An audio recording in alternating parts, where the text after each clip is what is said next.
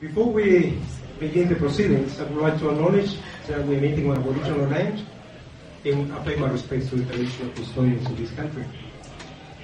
We're very lucky. I don't know if you remember, but today is, are you okay today? Thanks a lot. I suppose I've got to stand up and do this, standing up. I've been standing up all day. I've flown in from Kalgoorlie just a few minutes ago. Well, sit down. That's why I'm sort of wearing this. I went to the race round up there. My electorate basically covers all the mining and pastoral region, which by its very nature is mining. And I started off in the mining industry with BHP in the early 80s and finished up with BHP in 94.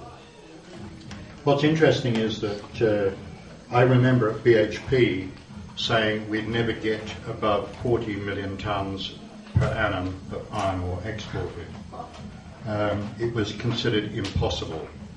BHP's current target is for 480 million tonnes of iron ore per annum, and they're building a new berth system to take 8 Panamax ships offshore. Announced today, Rio are going to do exactly the same thing. They're aiming, I think it was for a total export of 333 million tonnes per annum. So just bringing those two together, by 2015 we're possibly looking at around about 800 million tonnes of iron ore going out of the ports of the Pilbara. Now I refer back to the last time we had a boom, and that was in 2006. Now, there was a lot of talk about how big we were going to get. And bear in mind that I've just said what we're going to be at by 2015.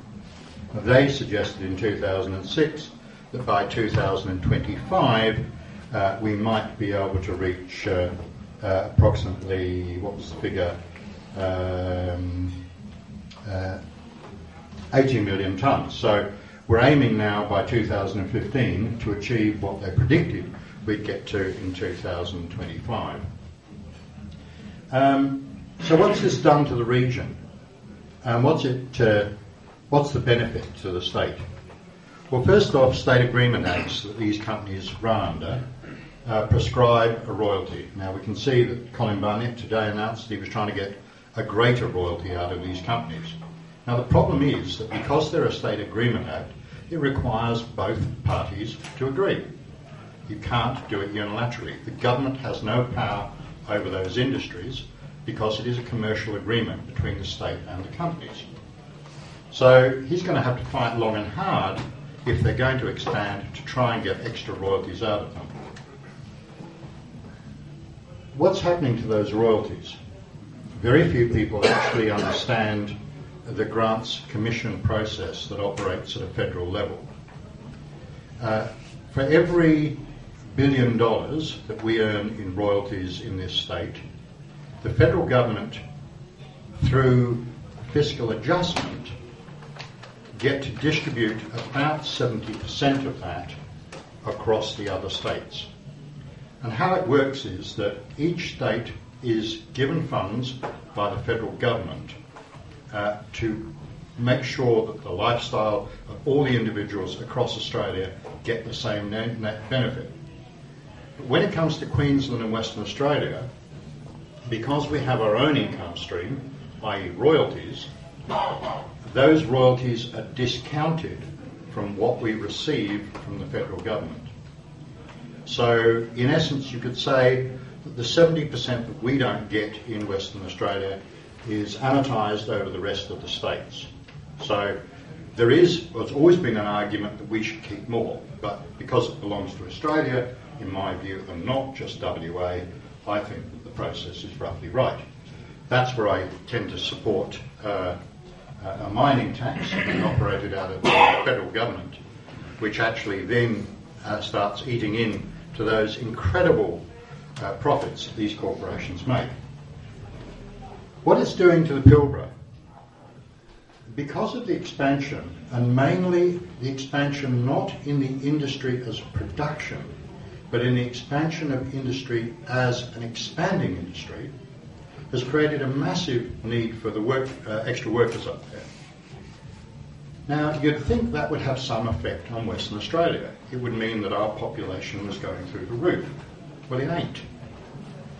Our population hit a peak in expansion of about 5% in 2008-2009, but the projections are that by 2014-15, our expansion rate will be down to around about just over 2%, roughly what it is now. So where are all these workers coming from? A vast majority are actually coming out of the eastern states. We now have fly-in, fly-out out of the eastern states.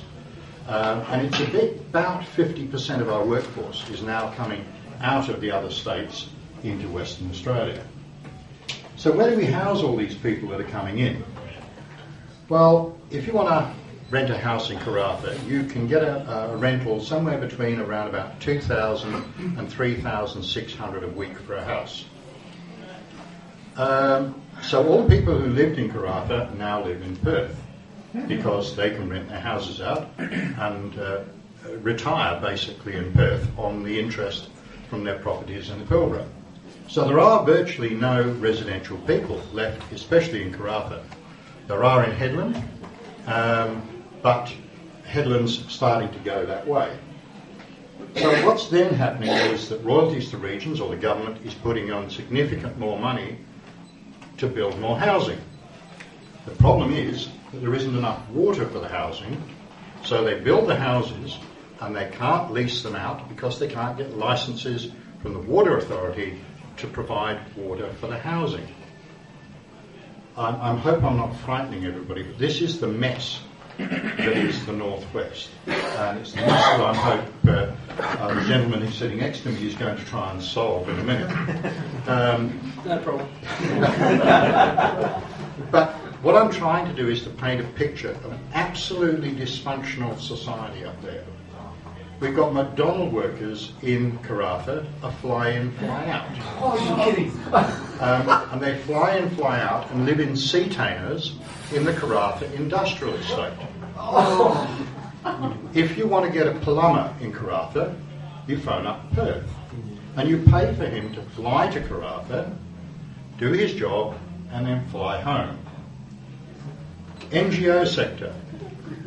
If you've got a mental illness, you cannot get anybody to help you because that section of the health services cannot afford to rent a house in Karratha to provide the house for those services.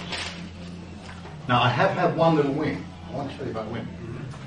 BHP, many years ago, when there was a bit of a downturn, had some extra houses. So they turned round to the not-for-profit sector and said, oh, well, look, we've got about 20 houses. You can have them on a temporary lease for your language centre people, your drug and alcohol people, all the various services that upper echelon of NGOs provide. Well, when the upturn came, BHP wanted their houses back. And so we made quite a bit of a stink about it. I spoke to Ian Fletcher at BHP, Marius Botters, a whole range of people saying, look, you have a social responsibility.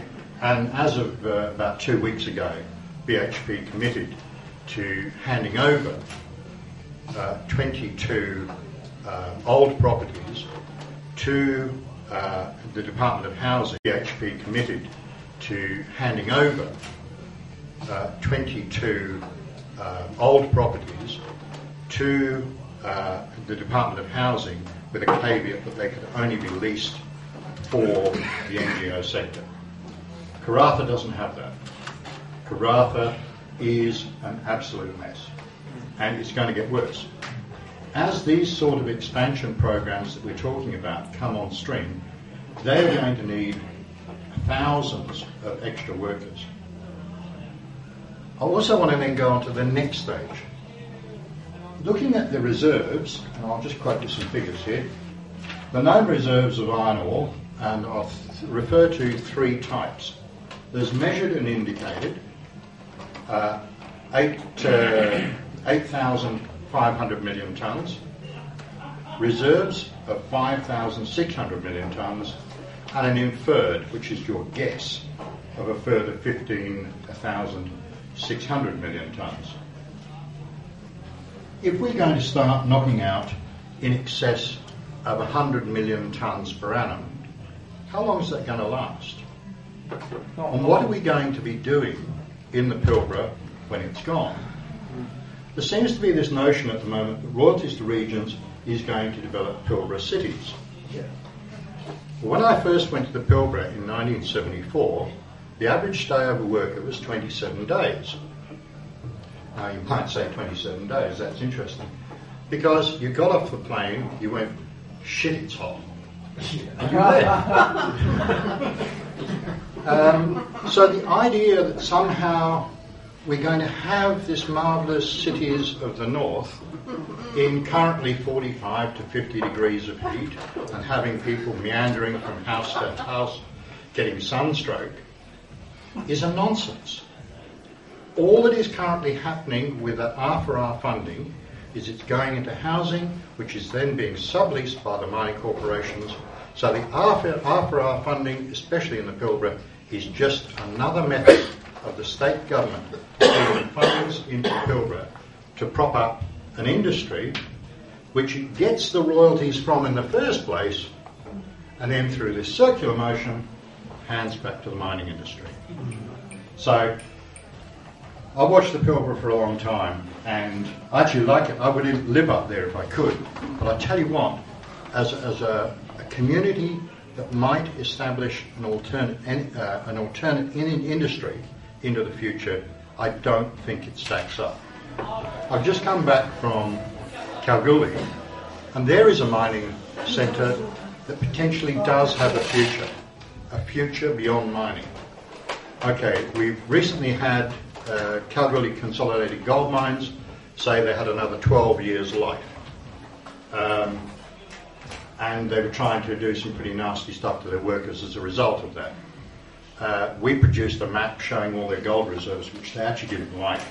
We had it published in the newspaper, which showed they had another 40 years of life. So when they went in to negotiate with the unions the next day, they rolled over and the unions got their even time rosters, which was a nice little win on a sideline. But what Kalgoorlie has, it's got a power line to and from Perth. It has some of the best sun, it has low velocity winds, it doesn't get cyclones, and it's the ideal place for solar power. And at the moment there are 2 potential solar power units going in there, one at the Mungari Industrial Estate, which is going to be a large one, and then they're negotiating with Barrick over leases, which are what we call sterile. They've been drilled, there's no ore there, and Barrick are prepared to turn those leases over to a consortium to build a solar tower. So that's some of the sort of future that a mining centre can have. But I can't see that happening in the Pilbara. It's too far away from anywhere for that sort of thing to occur, and you're not going to get industry to move up there when you're having to pay wage rates of 200 odd thousand per year to get people to live there. It's just not going to work. So I have a real concern that the Pilbara will not go on beyond the mining industry, and I have a real concern that the money that we're pouring in there at the moment, which was originally royalties money, is actually just a way of subsidising the mining industry. I think that's about all I have to say. Well, maybe, are we going to do questions? Yeah, yeah.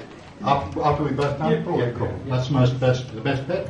So I'm now going to pass you over to somebody I've admired from afar for a long time, Dennis. Thanks.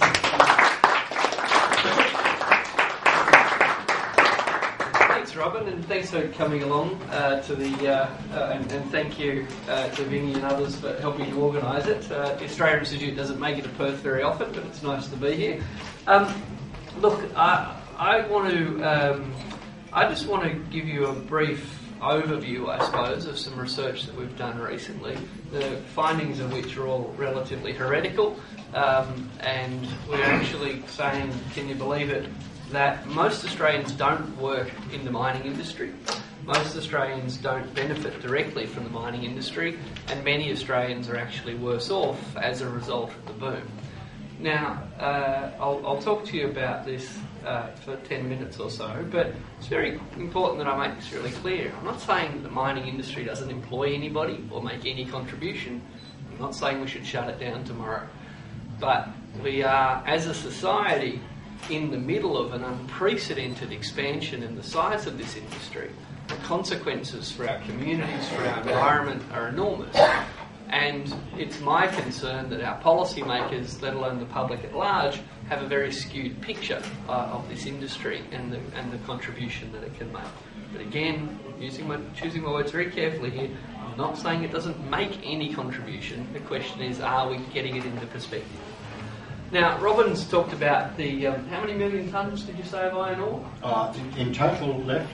No, per year? Per year, they're currently, they're going for, the two majors will be producing 80 million tonnes per annum. 80 million tonnes per annum. Okay, with coal, I know more about. Coal, we are, at the moment, Australia extracts about 400 million tonnes of coal every year. Now, that's a big number, but who cares? Let me help you picture 400 million tonnes of coal.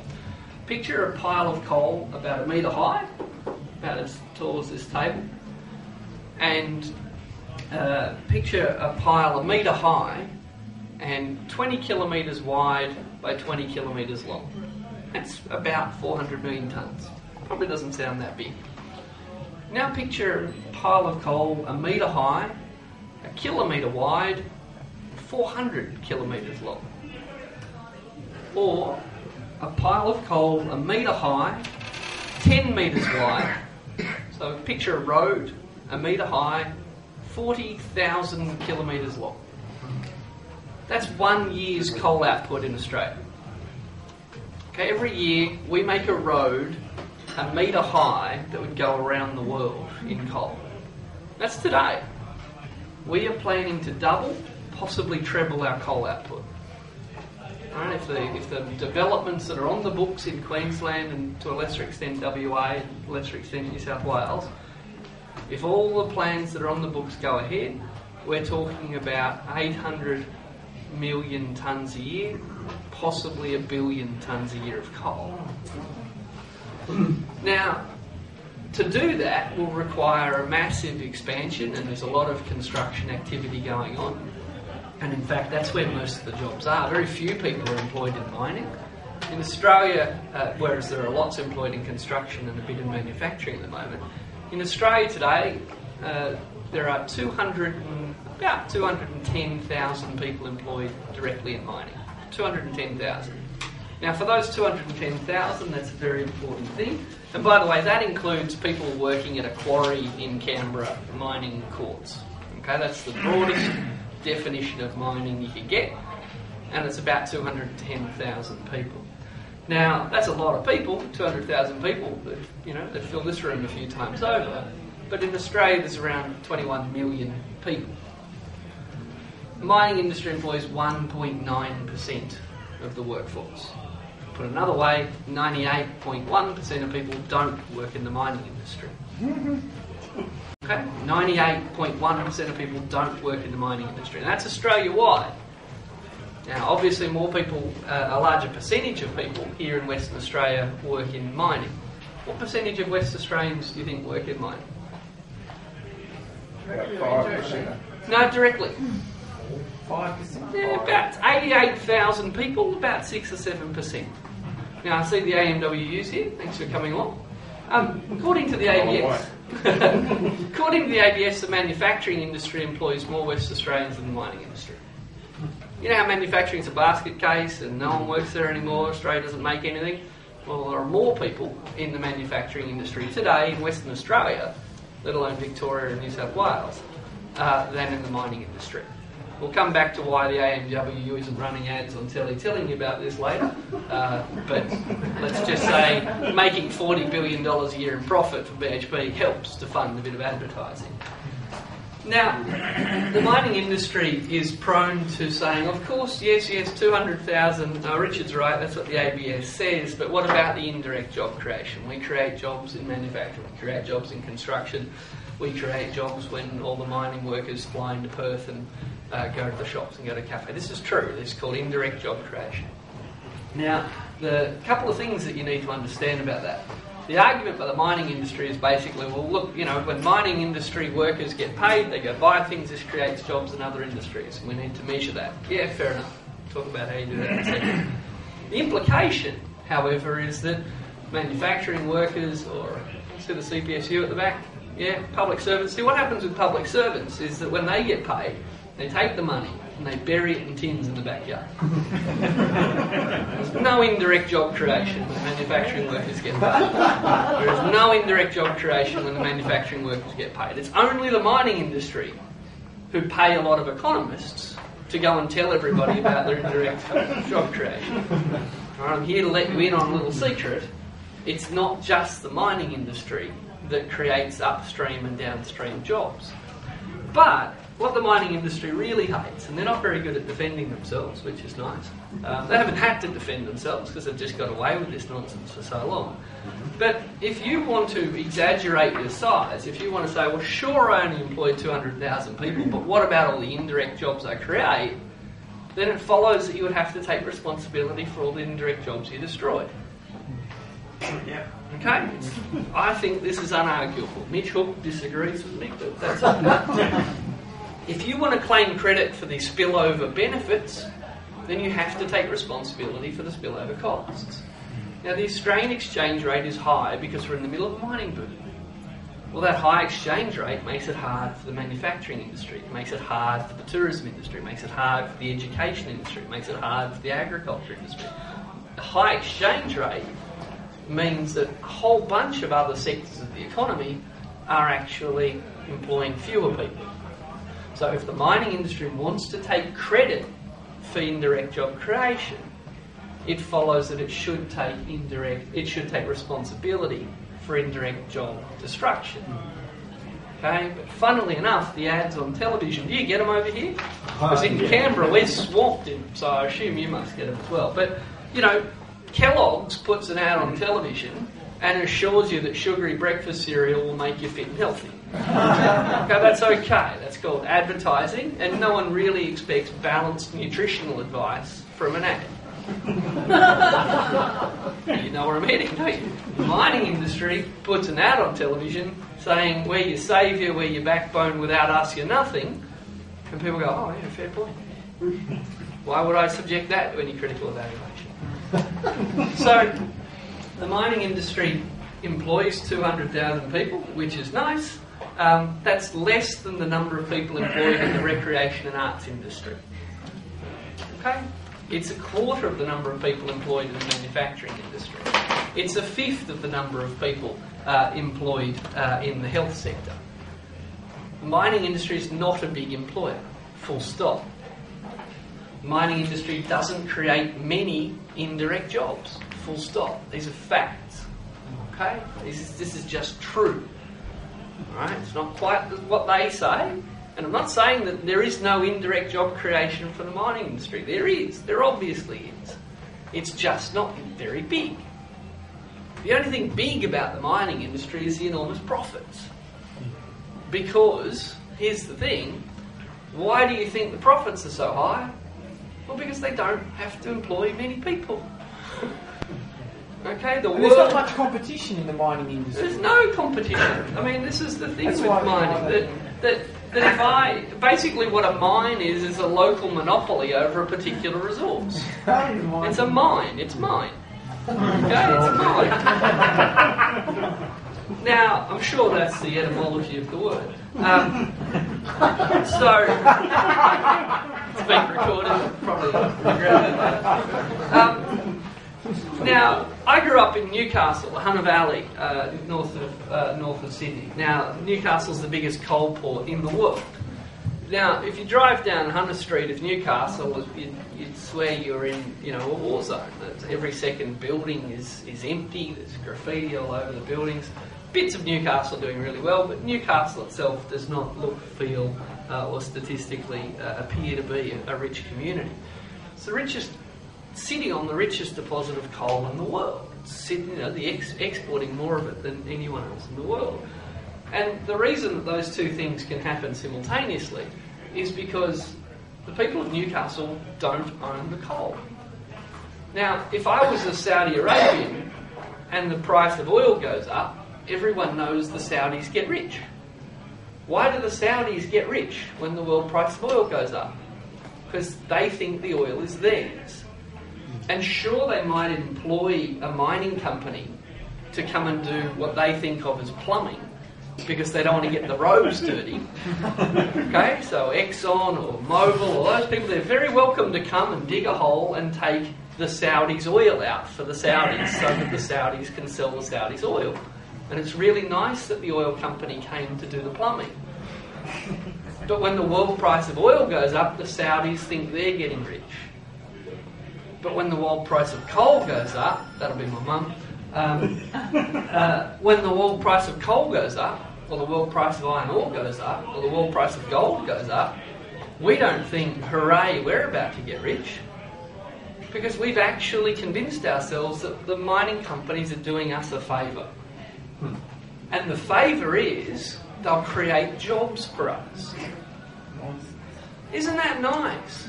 They're actually willing to employ us to help do the dangerous part of transferring our resources to their bank accounts. And their shareholders. And their shareholders. Now, so my point is, and look, mining companies need to be paid or they won't dig a hole. The Saudis know this. But the Saudis don't for a minute think that people who never purchased the oil or people who never purchased the coal should enjoy 100% of the capital gain when the world price goes through the roof. So we have such a, I hate to say it, we have such a colonised worldview that we actually think that the mining companies are doing us a favour when they extract our resources for us. And no one sells that better than, or more than Andy Forrest. Well, no one sells that better than our elected governments, who thank them for coming and who offer them tax concessions if they wouldn't mind terribly coming. So we generally have, it has not occurred to us that these are our resources that are incredibly valuable. We only get to sell them once, and every dollar that we don't tax the enormous profits is a dollar that we'll never ever get back. Now, I don't want to speak for too much longer, and fewer people working in those sectors. Okay, let me just say it again because it's really simple. The bigger the mining boom, the higher the exchange rate. The higher the exchange rate, the less people working in manufacturing. The higher the exchange rate, the less people working in tourism.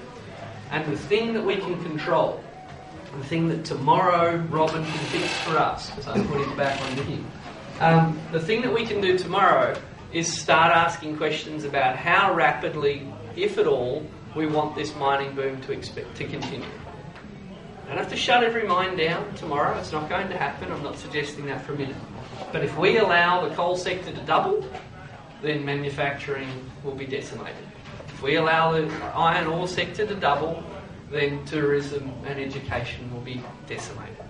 This is just going to happen because an Asian student is not coming to study in Australia when the exchange rate's $1.30. They can go to Harvard. Okay? A Japanese tourist is not going to Cairns when they can't afford a hamburger. And there is no chance in the world that Australian consumers or the world's consumers are going to buy a car made in Australia when the exchange rate's at $1.20 or $1.30.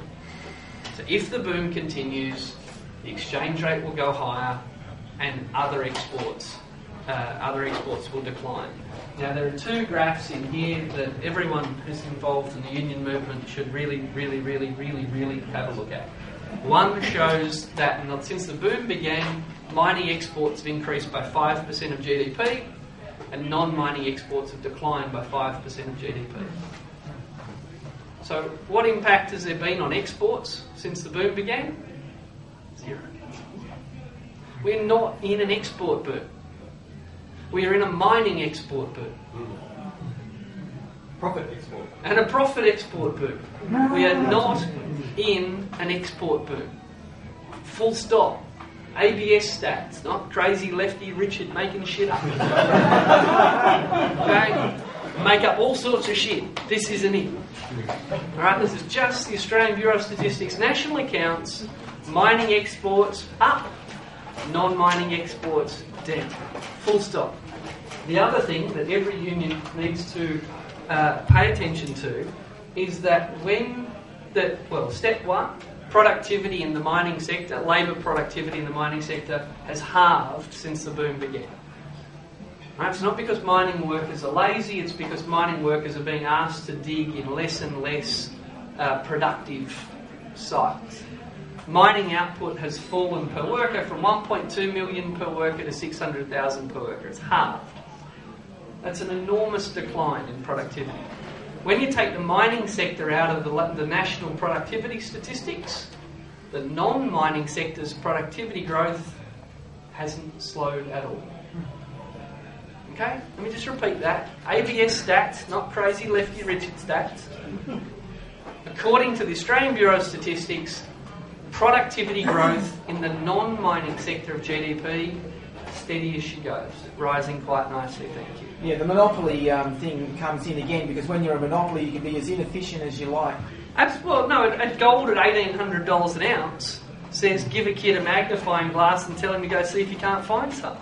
Right? It's not the most productive way to look for gold, but $1,800 an ounce you'll have a crack. My point is we're having a debate about what kind of IR reform we need, what we need in Australia to cope with declining productivity, when the only reason productivity is declining is...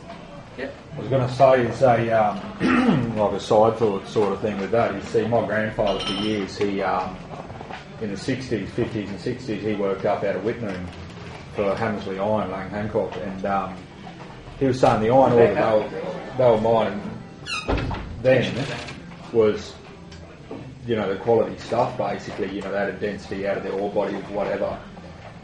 It's between hematite and magnetite, I think. I don't know the difference, but basically he's saying what they're mining now with... the magnetite's the crap that Andrew Forrest wants to get out of... it's not worth bugger all, you know. I mean, you may as well go and collect rust out of the scrapyard, out of the landfill. You know, that's basically what my grandfather was telling me, and that's where your productivity is, you know. So yeah, but the thing is, because the world price is so incredibly high, those kinds of activities become commercially viable.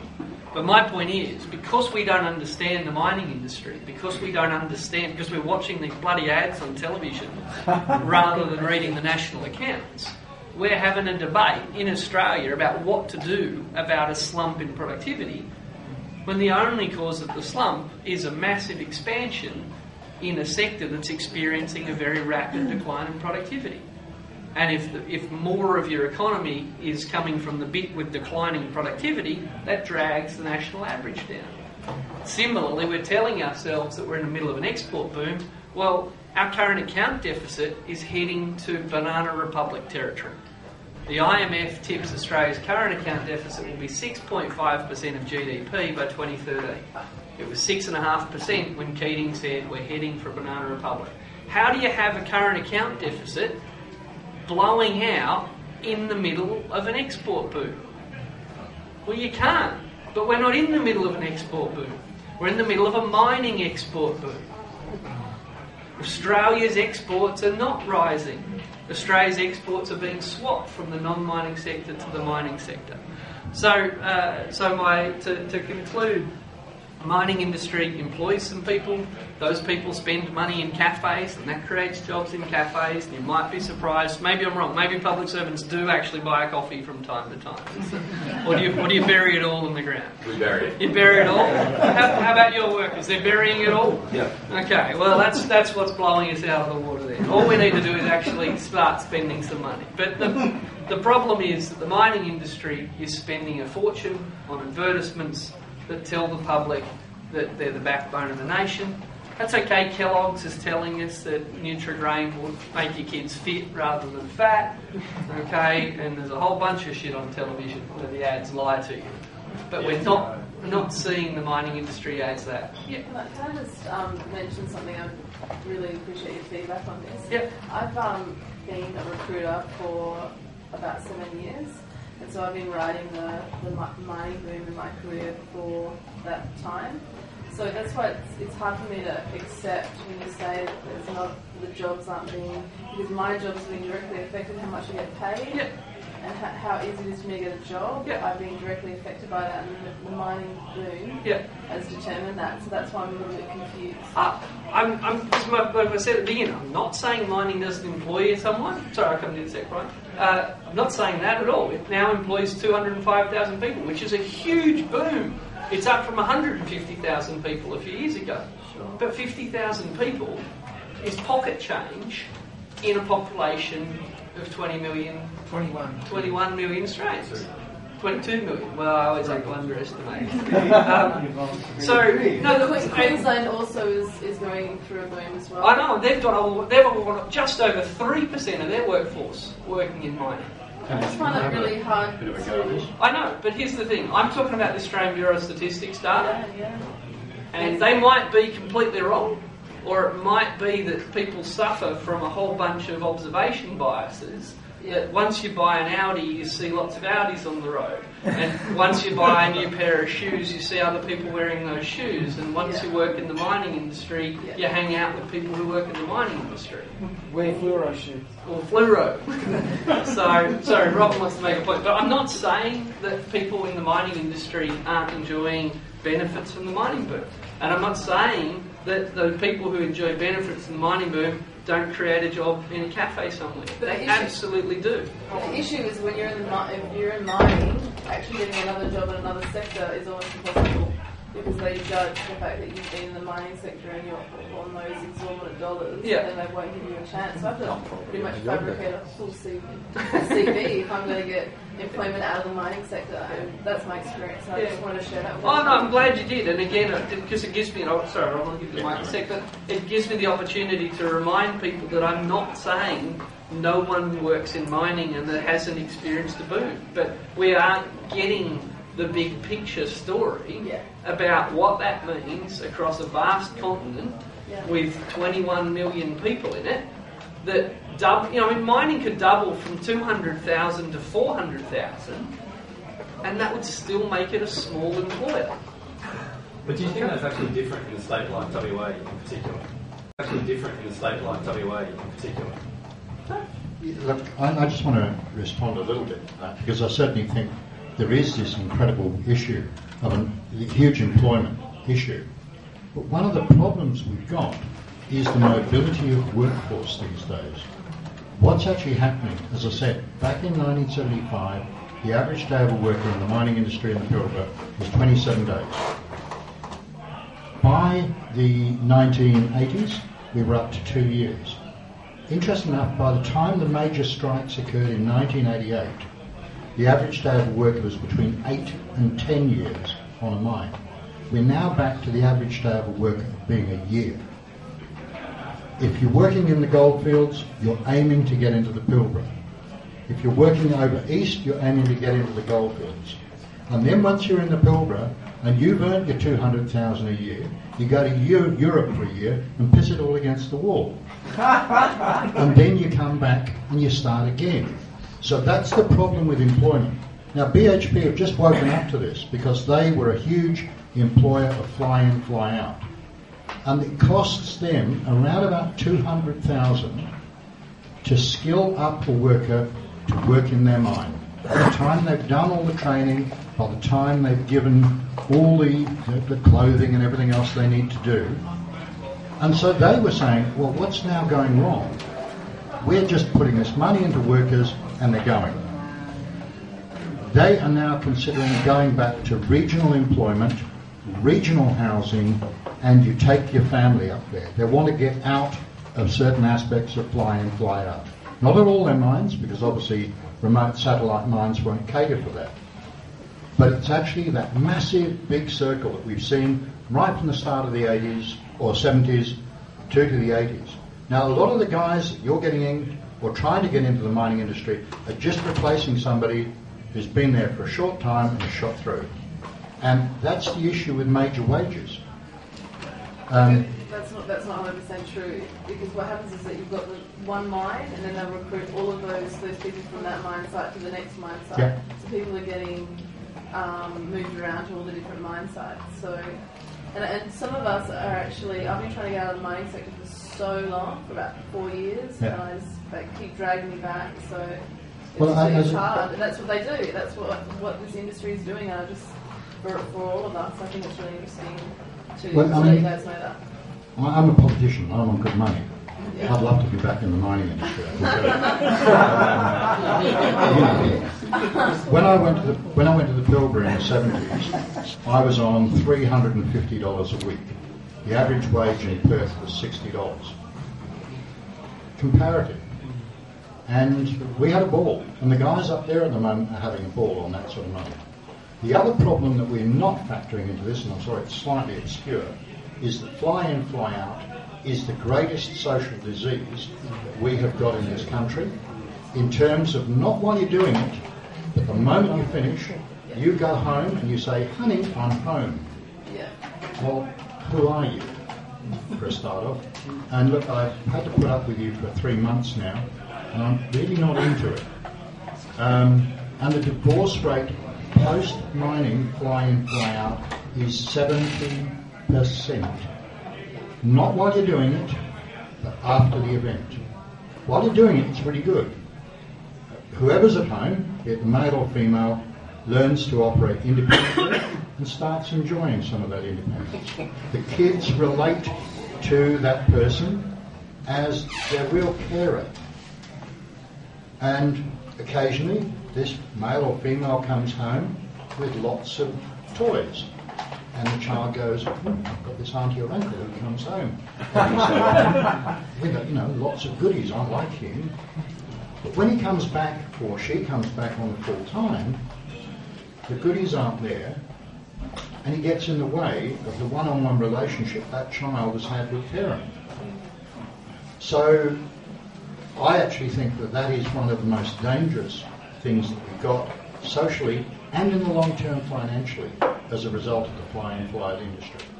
I've been battling FIFO for years, and interestingly enough, many years ago, different hat, as a member of the Mining Union Association in the 80s, on behalf of Keating, I went into the unions and told them they had to support fringe benefits tax. And it was fringe benefits tax that unfortunately started FIFO. And it's been a massive problem ever since. Brian, I kept you up before. Very interesting discussion. As you haven't told me much that I didn't already know, but none of you have made any mention of the fact that this enormous boom has been driven by China. And the question whether it's going to continue is tied up very much with what's happening in China. And to put that in perspective, in 10 years ago, China produced about 90% of the world's steel, 50 million tonnes.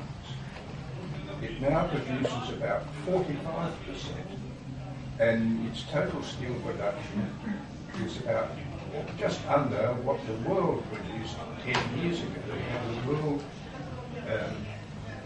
has doubled. Now it's a question that practically all that increase in steel production has gone and been consumed in China. And one of the reasons for this is somewhere between 15 and 20 million people a year are moving from rural areas with a farming frugality to cities. To put that in perspective, it's a population of every 5 weeks. And that is starting to run out because there's not enough people to move. Over 50% of the Chinese population now lives in cities. And a large amount of that increased steel production has gone to building those cities. And the Chinese government is now, both for social unrest reasons and because of the inability to continue this process, is starting to have a shift the focus from production to consumption. And I think it's safe to say that the current boom in Chinese production of steel and with the consumption of coking coal and iron ore is probably at its peak now and is going to start flattening out. I don't think BHP Billiton and Rio Tinto and that really understand this. Look, I think that there's a hint. We're calling it a boom. There's something that comes after booms. Not just a boom here. But there's something that comes after booms.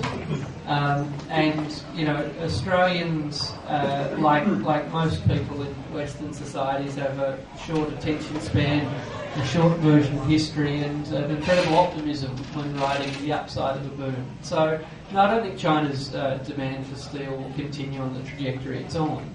But let's not forget that we're talking about, we're just talking about fly in, fly out. When it comes to steel, China does ship in, ship out. Right? We actually send coal and iron ore to China, make steel, which we import from them. I mean, that's a pretty weird economic process. And a lot of China's growth in demand comes from two things. One, the increasing incomes of a very large number of very poor people.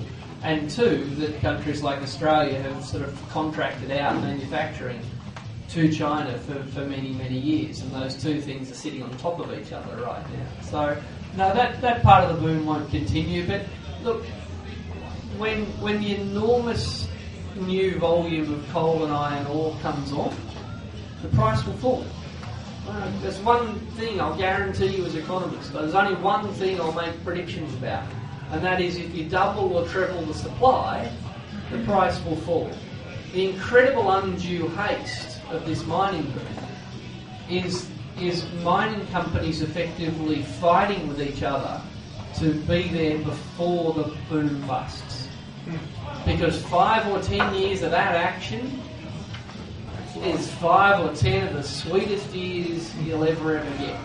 So the boom will end, if only because of the massive construction we're pouring into it.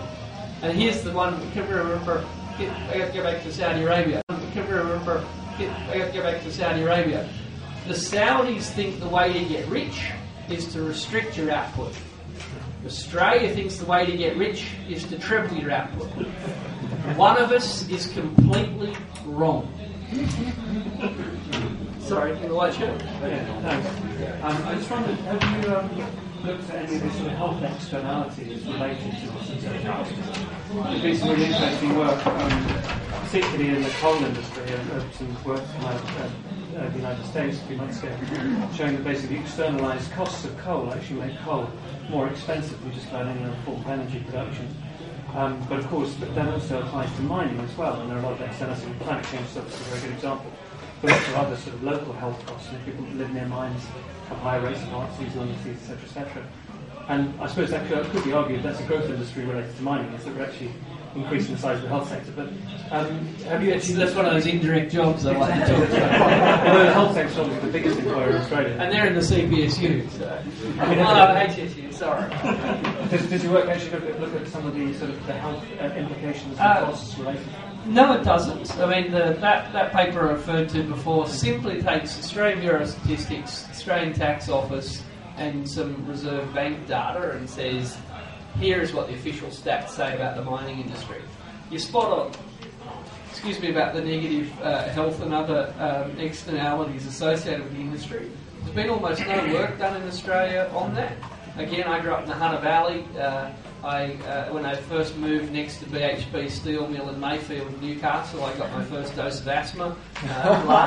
It lasted the 4 years of my time at Newcastle Uni, and then coincidence. Like pure coincidence. But then they shut down the steel mill, so I think it's all right. So some people are starting to do that work, and I guess my point would be that all that data will simply add to the weight of this. Here's the story. Here's the bullshit story that we are trying to help people unpick. At the moment, we're told, sure, you might like mining for its impact on the community. Sure, you might not like it for its impact on the environment. Sure, you might not like it for health. But by gee, it keeps our economy strong. Well, what if that bit was completely wrong? Then what are we accepting all those downsides for? So that's why we've started with the economic stuff, because I think they've got feet of clay. I just want to touch on health. As a convener of the Metallers up in the Pilbara for many years, one of the issues that we faced was that there was significant evidence around that indeed the workers were going to get problems associated with the inhalation of iron ore dust, especially under particles under 0.25 parts per million. Now, there were some cases where people died in Port Hedland, where post-mortems were carried out. And I've got the results of those post-mortems, and they show positive to several ounces of iron ore dust being in the bottom of lung tissue that occurred. So the union in those days went to the government, which was the Labor government under Burke, and sort of said, well, we're really concerned about this. But because the industry keeps the records of how many years you work in a mine, and don't pass that on to the health department, when somebody dies of cancer or whatever else in Charles Gardner, they can't actually pin that to your work area. They only record it as died of cancer or died of mesothelioma or whatever else in Perth. And now, the radiation industry is somewhat different. You have to have, you carry with you your personal records of working in the industry. The mining industry, broadly, you don't do that. So we actually have no knowledge other than the work that Robert Vajakovic has done with the Whitney guys of work history and the legacies. Now, quite clearly, there were impacts. Whether we can actually attribute a percentage of cancers here in Perth to people who worked in the iron ore industry, I don't know. But what we do know is in Canada, iron ore miners who worked with iron ore that contained siderite had an 80% death rate after 20 years of completing their mining activity. That isn't the case here. We don't have siderite. But do we have other silicas? I think that it's a latent problem. It's never been properly addressed. Yep, in the middle. We've probably only got time for a couple more questions. I'm chairing myself, but I don't want people to feel stuck. Okay, my question is to you, really. You've talked about the jobs and so on, but what about many Australians or shareholders of these mining companies? How much of those dividends or the proceeds from mining go out to other countries and how much remain within? Yeah. Look, it's a fascinating point. So basically the estimates are that about 83% of Australian mining is foreign owned. Now, the fun part is people think we export the profits. It's I hate to tell you, it's worse than that. Imagine that you were a Chinese steel mill who'd just taken receipt of a shipment of coal from Xstrata, okay, or a shipment of iron ore from Xstrata. So you get a Swiss-owned mining company sells a shipload of Australian coal to a Chinese steel mill. Where do you think the Chinese send the check? To Switzerland. London. Exactly. It never comes to Australia. We actually, we include it in GDP. We include it in our national accounts. And we even have the metaphor that we're exporting the profits, which is true in some metaphorical level. But in reality, it's actually worse. The money doesn't ever come here because why would they send it here? That's just the idiots that gave it to us for free. Yes, the Swiss then post a small cheque to cover the small number of people that work for them, and yes, they pay a pittance in royalties for some of this stuff. But we think that Australia is swapping money for coal and then sending profits overseas. The big kids are sorting that out directly between themselves. They just send a boatload of supplies down to the colonists every now and then. Just give you a quick response to something ludicrous. When we signed the State Agreement Acts here in Western Australia, the idea was that we were going to get a 10% royalty for our iron ore, but we get 7.6% because we allowed the iron ore companies to build railroads all through the Pilbara. Do you know who owns those railroads when the mining companies are gone? The West Australian government. What are they going to do with near enough 2,000 kilometres of rail line that goes nowhere because there's no mining left? Tourism. Yeah. Look, I noticed on your flyer that you were going to address maybe three issues which I think are still quite big, and that is in 2008 the GFC started, and as other people have indicated here, once that GFC is still there and it's not going away and it will continue, this is going to eventually impact on China because demand will also start to decrease in the developed world. And I'd also like to say, what about greenhouse gas emissions? Are they impacted on by mining in the Pilbara? And what's the impact on Indigenous communities and specifically the Injibandi people who are doing battle with over native title with anthropos? Yeah, look, I don't think I'll be able to answer all those questions right now. But look, in terms of the GFC, Australia didn't suffer from the excesses of the GFC, but we've had recessions before and we'll have recessions again. What concerns me is that if we are sacrificing the breadth of our economy for the short-term cash of the mining boom, given that history tells me that booms end, I fear that we'll be far more exposed to native title, but we've not given them any bargaining power, and funnily enough, they haven't struck good deals. Just two things. Firstly, let's do a CO2. We've had a researcher working on us on evaluating what WA's CO2 emissions have been, or are going to be. Now, the federal government says we're on 76.1 million tonnes of CO2 per annum currently. Our research, going through quantified data, of which we don't have it all, indicates that we're currently on 81 million tonnes of CO2 per annum in Western Australia, with around about 30 major corporations not accounted for in that. We have to remember that any amount of CO2 below 250,000 tonnes is not accounted for at a federal level. 25. 25. Yeah, sorry. And that in Western Australia, the EPA won't look at any project for a CO2 perspective unless it's over 100,000 tonnes. Having done that, our forward projections are a further 73 million tonnes of CO2 per annum based on known developments that are coming on stream. None of this is guesswork, it's all from company documents. We've written to most of the companies. Companies have come back to us with their figures. They've asked us not to publish which company and what industry, but we now know that we're on target for 150 million tonnes of CO2 per annum at least. What then becomes the problem is that we actually were on 54 million tonnes of CO2 per annum in 1995, the figure that we said we would actually only allow an 8% exceedance of.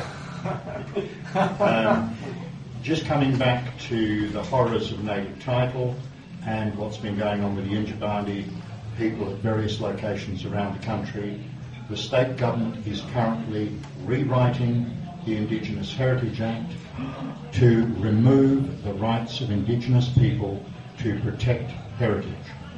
Oh, it's terrible. They brought a specialist over who rewrote the Queensland Act, and it will disband the ACMC, the Aboriginal Cultural Materials Committee, put in place an industry-based reporting system, no confidentiality over any site ever again. It all must be on the records at Mines Department. It is going to make an absolute mockery of the whole issue of heritage in this state. What's the purpose of native title then? You can't, because that's how the Native Title Act works, is that you have the WA Aboriginal Heritage Act, which says that various sites have significance. Exactly. We should probably just take one more question. You pick. A greenhouse guy over in the corner. I'm going to be rude and throw in a few comments as well. You were talking about the exporting of coke and coal and obviously iron ore and then importing steel. Probably what's not very well known is the fact that that relies on the economics of bunker fuel derived from crude oil being cheap enough essentially that we can do that, and that's obviously not going to be the case for very much longer at all. So we're going to run into a huge issue there where we've shut down a lot of steel manufacturing and then come out and report to import it because it's just uneconomical to export it. He also talks about Saudi Arabia being an example of exporting their oil, but I could be wrong, but as far as I understand it, the vast majority of Saudi Arabian oil is produced and exported by Saudi Aramco, which is a state-owned institution, the same as in Iran, Brazil, etc., and they're actually the largest oil companies in the world. But if you think of it from that point of view, they receive the profits for their non-renewable resources they're exporting to the rest of the world, and of course they absolutely control their quota system to maximise that. And I actually grew up in Karratha, and up until from the age of 10 till I was 17, I had to come down to uni, and I remember like our family home was like a 3-bedroom, 2-bathroom place, had a big swimming pool, and it was something like 130,000 when we bought it in the mid-80s. I think it's probably worth well over $1 million now. I don't want to say who, but I have relatives that work in both the health centre and in the oil and gas industry, and I know for a fact that you've got the more than 20-year-old Karratha Hospital, which is literally falling apart, can't service the community, and couldn't really even 10, 15 years ago. Yet, I think it's Woodside has a Cessna fueled and ready to go, sat on the tarmac for any mining industry worker that suffers an accident, so they immediately get shipped down to Perth. There's no way in hell that we're going to be able to get those necessary health workers to as you said, they just simply cannot afford the rent. And now the question is similar to what Tam was just saying before about those indirect employees. So it's not an argument against what he's saying. It's the anecdotal experience. I know maybe 4, 5 people who work directly for, say, Rio Tinto, BHP and so on. But I know quite a large number of people who work in indirect industries, so they might be engineers but work for environmental consultancy, but a lot of their work is mining companies, they work in IT, and it's the same deal. Environmental scientists, even sustainability practitioners, and they are often employed by mining concerns. So it can be really difficult to argue with the average citizen in Perth, in WA, when you say that there aren't all these indirect jobs being created, or it's not the magnitude that it appears, because it really seems to be all around you all the time. And look, the perception thing is, again, what we do in the report. We surveyed 1,400 people and asked them, what percentage of people do you think work in the mining industry? The average Australian thinks it's 16%. And the answer is 1.9. It's an 800% error. I'm not saying that you don't know lots of people who work in those industries, but let's take the mining industry's own numbers. 200,000 direct, 600,000 indirect. That's 800,000 all up. Now that's probably 100% wrong. No, it's like about 400,000, but let's take their number and make it 800,000. Let's chuck another 200,000 on just to be friendly. Now that gets you to 1 million. So that's the mining industry's biggest exaggeration, exaggerated by another 20%. And that would get you to 10% of employees. Is that a country or? Yeah. Right. So I'm not saying you don't know lots of people that work in mining. I suppose my point was WA specific, trying to. I think it's just not that big. Okay, look, can I just give you a government figure? Out of all of the iron ore industry, you've got the iron ore industry, you've got Hammersley Iron, you've got Rio, you've got BHP, Hope Downs, FMG, whole range of small ones coming on stream. How many people do you think work in the mining industry in Western Australia? And I'll give you the government figure. Somebody come up with a figure. It's not just the operators. I'm just talking about the contractors. This is the contractors, everybody who actually works in the mining industry. 80,000. 27,000. State figures. Department of Mines and Petroleum. That's the total amount of people, including subbies, who work in the mining industry.